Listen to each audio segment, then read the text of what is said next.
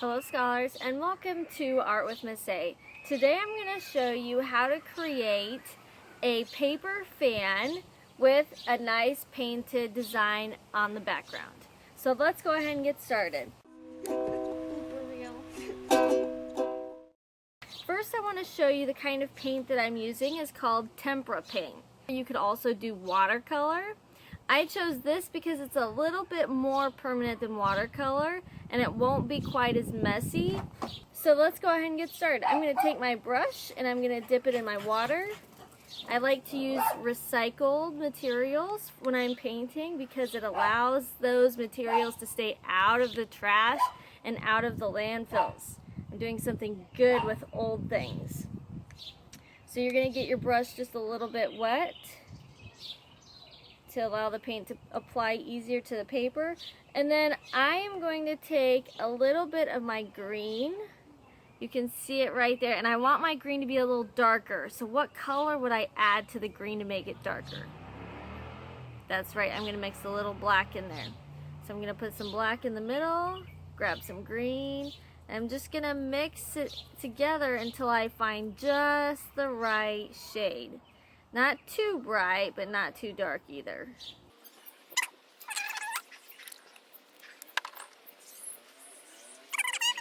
Now what I'm going to do is I'm going to take this green, and this is going to be like the leaves and the stems. So I'm just going to draw some squiggles like that, and maybe a leaf.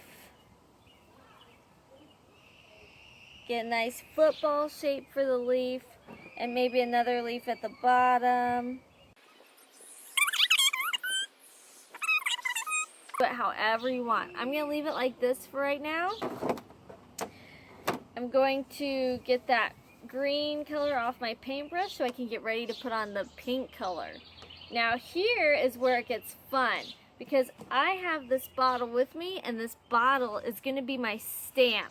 You see the bottom of that? This is going to be our stamp, and I'm going to show you what this can do when I add some paint to it. It's kind of cool. So I'm going to take my brush, take some pink on it, and I'm going to apply that. I'm going to put that on the bottom, just the bottom. I'm going to take it, I'm going to stamp it right on my paper. I'm going to push down for a couple seconds, and then I'm going to lift up. And look what I have. A little bit of the shape of a flower, right? So now I'm going to take some more paint. And I'm going to do it again. I'm going to press it. I'm going to hold it for a couple of seconds until I know it's nice and firm on there. Now I'm going to let it up. And I've got some more. And I want you to just take that bottle. I want you to fill all the white space that you can find on your paper until it's full of these flowers. Now we have the dots for it. We're going to connect the dots using our paintbrush again, okay? So try to get a lot of that water out of your paintbrush. I'm going to get some more of my paint. And one easy technique to do this is to just fan your brush over that area. You take it and you just fan it like that. I'm not doing a lot of painting motions. I'm just fanning my brush to get those flower petals on there. And there we go. We have all of our pretty little flowers. If you want to go in and do some more flowers that are different colors, you could go in and do that. And then there's one more thing that I want to do. I'm going to take my paintbrush and I'm going to dip it in a little bit of the black. Now I'm going to add some mountains, because when I think of cherry blossoms like this, I think of Japan. And in Japan, there's this big mountain called Mount Fuji, and it's very beautiful. So I'm going to add a mountain top. I'll show you how I do that. I'm just going to make a little bit of a triangle up here. And I'm going to let that triangle sweep down, and then I'm going to give the mountain a top, just like that. And I'm going to take my paintbrush. And I'm going to make another mountain over here, like at the top of the triangle. Connect the lines. And I'm not going to give my triangle a bottom, because sometimes you can't see the bottom of a mountain. Sometimes it just looks kind of hazy, kind of foggy. So I'm going to let that be.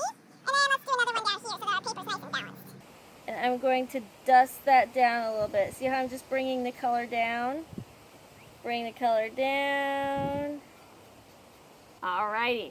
Now the last thing you want to do is add your artist signature. My artist signature is just a little icon. An icon's a little picture that stands for something.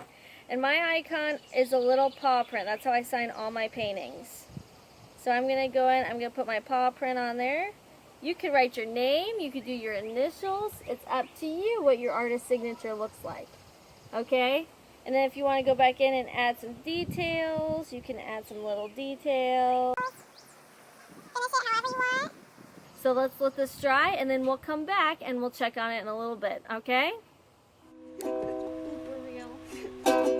Now we're back to check on our painting.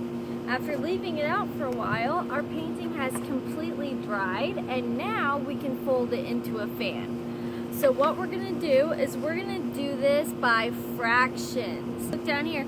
We're taking parts of a whole. For instance, we have one whole page, right? We're going to fold that in half. Now, how many pieces do we have? We have 2 pieces. So if we were going to talk about halves, then we would pick one or the other. So over here we have 1/2, that's half. And that just means we drew a line down the middle. We fold one section into 2 sections, okay? We have 2 pieces here now, right?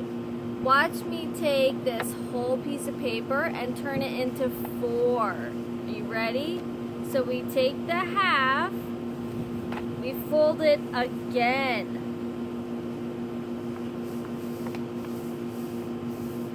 Look how tiny it became. This is 1/4. It's 1 out of 4 pieces. And when I open it up, you'll be able to see that. See? This one section is called 1/4 because it's only 1 out of all 4 pieces. Alrighty. And if I were to do this, put it back into our fourths, and if I were to fold it again, we're doubling the amount of pieces now. So what's 4 plus 4? 4 plus 4 is 8.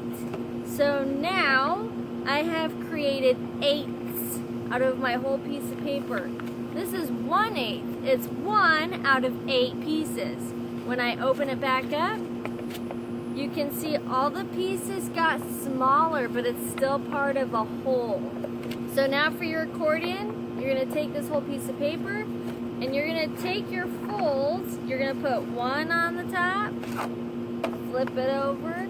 Now you do it backwards and you flip it over. Fold it again, and I'm using these lines on the back to help me figure out where to fold the small pieces. So I just go back, and then I fold it again like that, and then the last piece I'm folding backwards. You see what we did there? Now it's an accordion. It's got all of these different angles to it. And then you just fold the bottom up a little bit, and look at that. Spread the pieces out, and you have created a beautiful fan to help keep you cool in these hot summer days. How about that? Now the next step that you can do at home is to experiment. So I want you to take a couple of papers like this, and I want you to figure out what is the best design for this fan to get the most air coming out of it.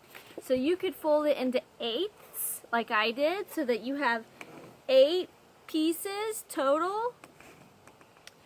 You could fold it again and make 16ths and make really, really small angles.